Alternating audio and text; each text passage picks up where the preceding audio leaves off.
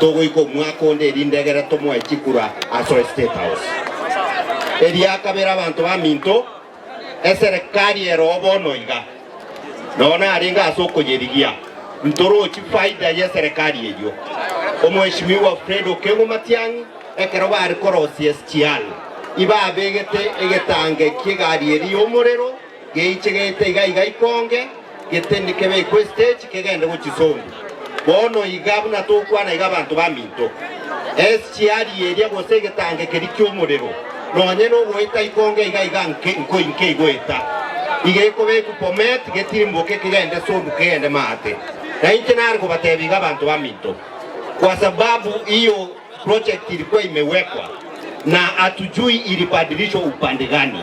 Na mimi nataka kutoa irani kwa serikali kuu, kama hawawezi kurudisha hiyo stage ipite hapa Ikonge, mimi na huyu Okongo na wengine ni mawakili, ikifika wiki ijayo Jumatano, kama hawatarudisha tutaenda kotini tusimamishe hiyo project hata isifanyike hapa. Asante. Na mwisho, wakati huu sisi tumeshangaa sana, rais mzima wa Kenya badala ya kusimama ambie wananchi ile maendeleo anafaa kuwafanyia, ameanza kuongea mambo ya bipi za watu, anaanza kuongea mambo nani anakula chakula gani.